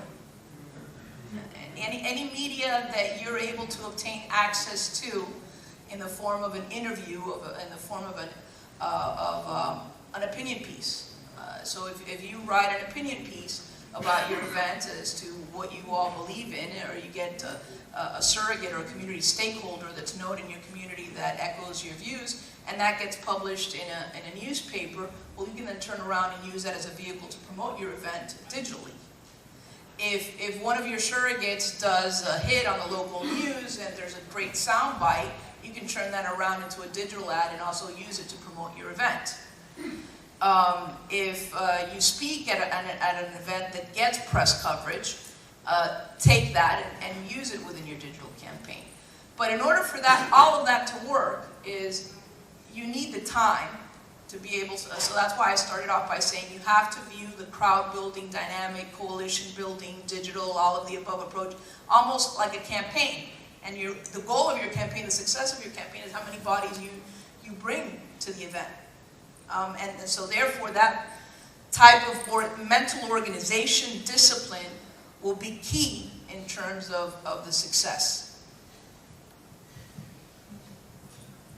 Oh, E.T. Yeah. I want to ask you a question to Anna. And do you think we should accept interview requests from the liberal opposite media or not? Yeah, sometimes we get such kind of requests from the opposite media, but we are in two minds whether accept or not. That's an excellent question. This is one of those questions that probably requires... Could you repeat the question? Sure. The question was that should you accept media interviews from a liberal press entity when it comes to promoting these types of events? And it's an excellent question because it comes down to your discernment. You understand best your community and the interest in your community. And I'll tell you from my experience, in my community, there are left-leaning journalists who are fair and will provide you an opportunity to share that information without editorializing, right? But there are other left-leaning journalists who will use that opportunity to discredit your effort and try to manipulate it. And so that's where you need to be able to discern. My rule of thumb is that if it's being used as a manipulation to advance the left agenda, then you basically discard it and not. But if it's a serious journalist who, yes, could have left tendencies, but has a reputation of being someone that is fair and providing both sides, then I would take advantage of it. Andrew, we have last question. Yeah. So, I've spoken to a lot of digital companies, and they say, "What's your budget? We're going to spend all this money, and these are all the things we want to do, and do this and do that, and put these resources in." All they care about is selling tickets, right? So, are you, Ryan, or are there digital firms out there that will say, "I can afford to spend, let's say, $50 per ticket on digital media"? Are there firms out that will say, "You know what? We'll sell those tickets for $50 a pop, and that's all you pay us"? We're getting close to that place. I think we have a few firms that are getting close. We're not quite there yet, but I do think that if you're working with a firm that is not laying out a legit performance marketing plan that shows what things will cost, what cash flow will be month over month, then you shouldn't be working with that firm. But I do think like true performance-based marketing for ticketing, low-dollar fundraising, it's coming to that space very quickly. I'll just add that in the U.S. there are lots and lots of firms, lots and lots of people who will gladly take your money, promising the stars and the moon, the sky, and everything. There are a few that deliver. We are using targeted imagery because we think that they're a firm with integrity and success. And they know a whole lot more than we do. So we're comfortable working with targeted imagery, but you need to be choosy. You need to see performance. Thank you so much. These are two real professionals. These are two of the best people in the business. I really appreciate you guys helping us.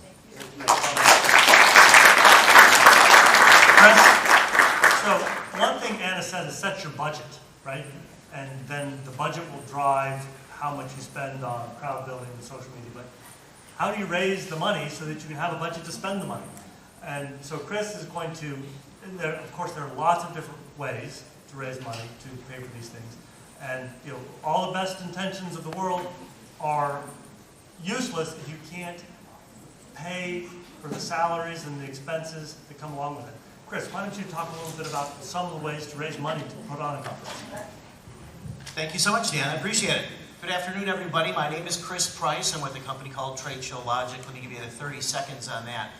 We are a strategic event management company hired by Cpac. And I think when you see the show floor, you're going to see a pretty substantial change over some past years. One of the things that we excel at are building revenue for conferences and trade shows. And so I just want to share a couple, let's call them best practices, trending areas and ideas on how to generate money and what we're seeing out there amongst about 40 shows that we're doing on a regular basis. So as we all know, there were those days when we used to have sponsors.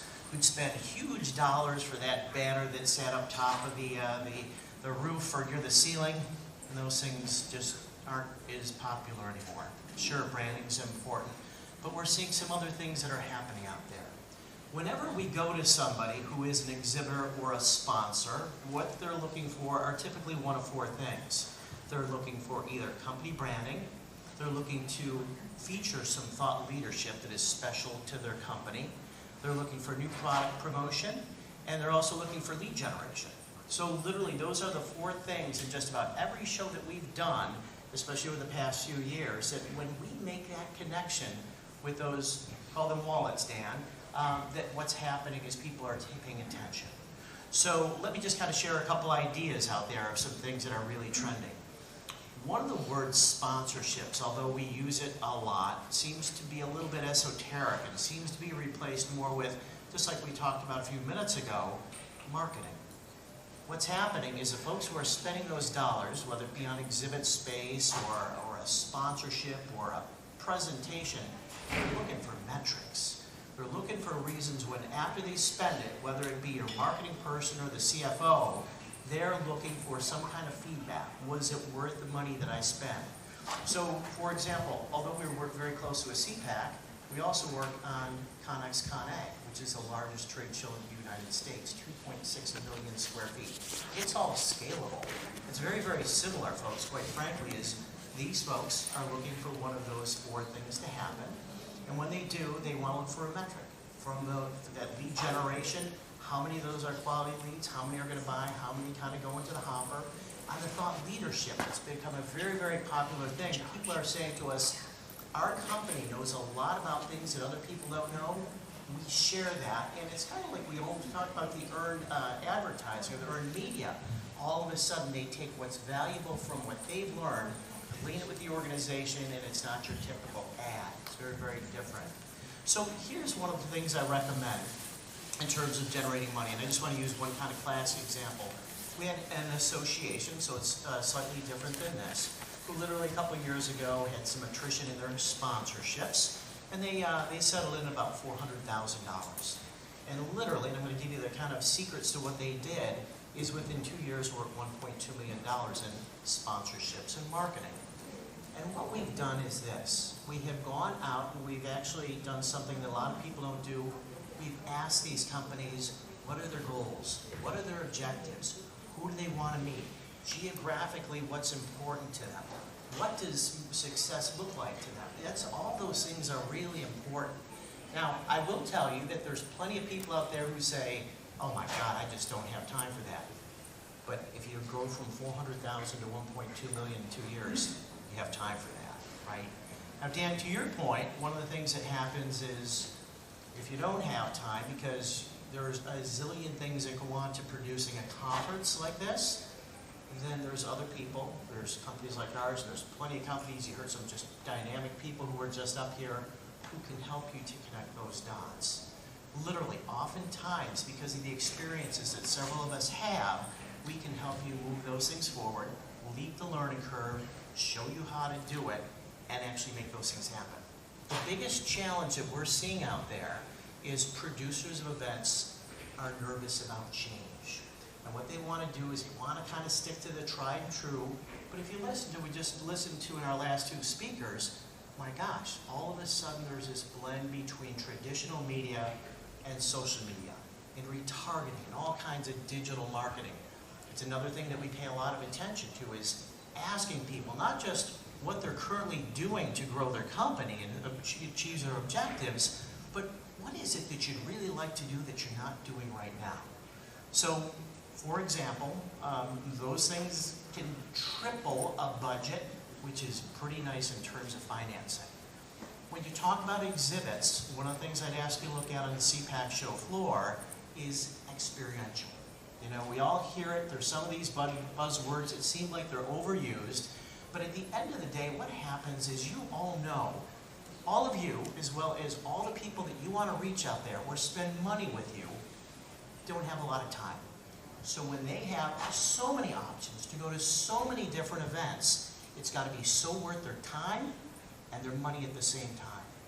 So we've got to make sure, when we ask the question, what does value look to you at the end of, say, the conference?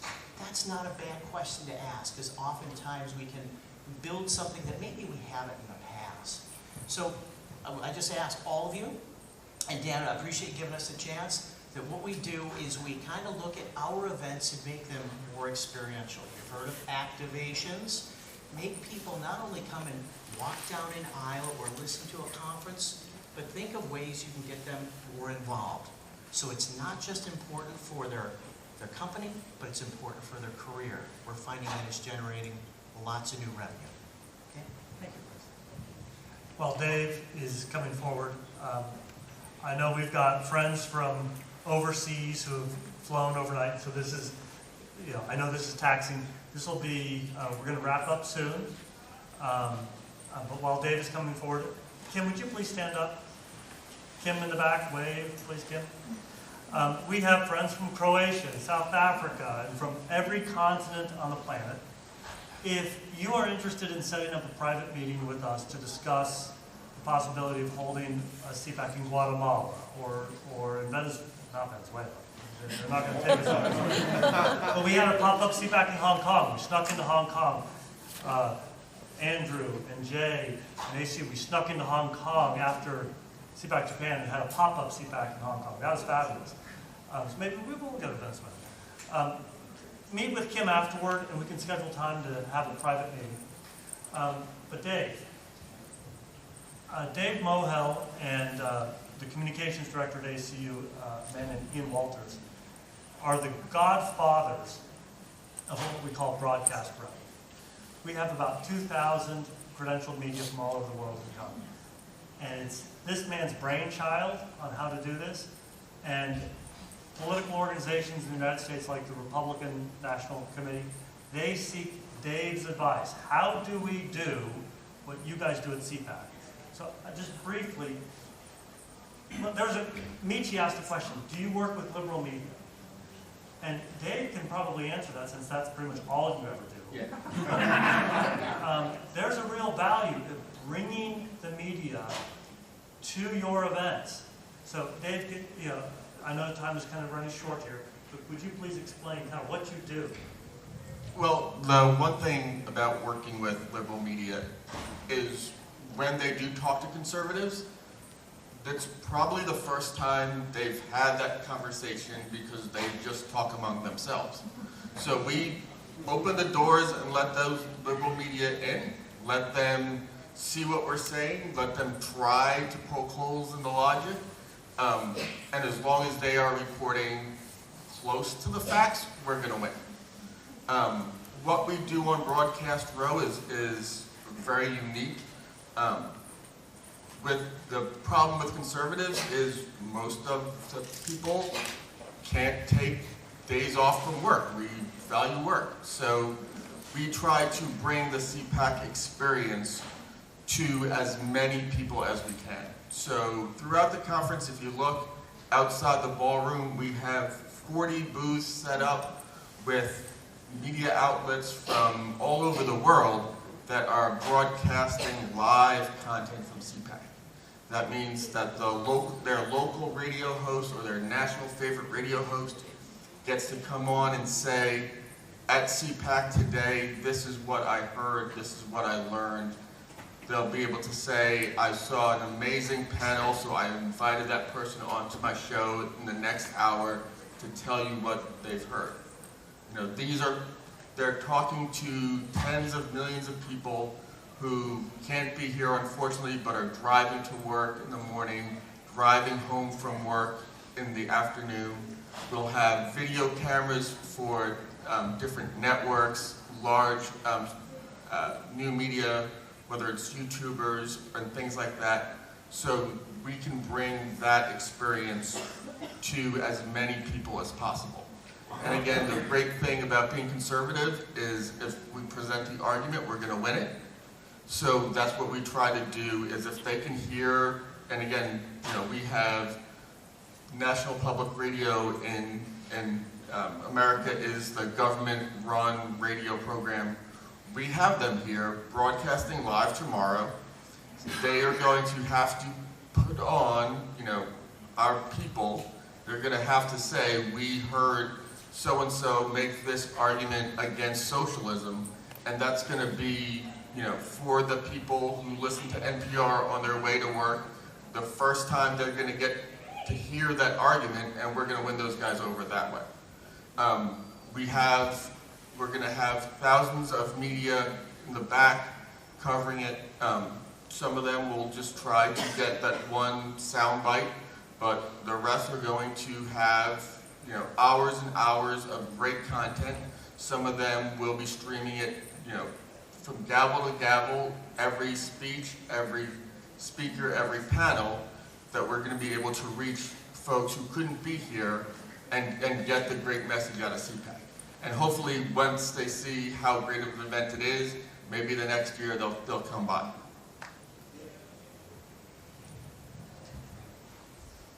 Thank you, David. Any last questions? Andrew? Andrew? David, I'm negotiating at the moment to telecast Cpac Australia.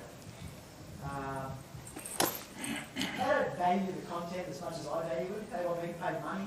And I'm just wondering if, without revealing the commercials, but I'm just wondering if you put your time back and whatnot. In your experience, is that something that is usual?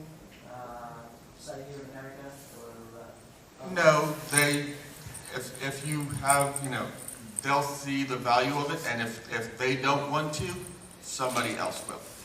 There will be somebody who will come, film it, put it up somewhere, and once they see that, 100,000, 200,000 YouTube hits for a speech, they're going to say, we need to be there to capture that audience. Once they see, and again, with most of the media, they're not going to be friendly to a conservative message. There are conservative media that are. So if you make sure that they are there covering it, you'll be able to see that coverage expand, and then they'll have no choice but to cover it. Can I ask you an economic question? Sorry. Do you charge a fee for the media to come, or do you provide the infrastructure for them and they turn up for free? This is a key thing on cost. A little bit of both. So there's a bare minimum that they get for free. They're not paying for... Clicks and fees. Yeah, they're not paying for access, but if they want anything above access, then whether it's specialty lines and things like that, they pay the flat fee from the cost. We don't make money off of the media. But any kind of barrier for media coverage is going to be their excuse not to cover it. You don't want them to say, well, we wanted to report on these conservative ideas, or we wanted to discuss it, but we couldn't because X. Or, we wanted to cover this event and say how bad it was so bad they didn't let us in. All that is going to give them more and more excuses to have bad coverage. We make them feel as welcome as possible, almost daring them to find a reason not to cover the actual content. Just 2 quick points. We do make it easy for the media to be here because, of course, the media is lazy. So we have a filing center, and we make sure that they've got tables, they can type, they can write, they can transmit their stories through the internet. So we make it easy for them to do their jobs. So that's a good thing. But once you start feeding that viper, the viper will never come back if you don't continue feeding it. So I would be very reluctant to pay a media outlet to cover it.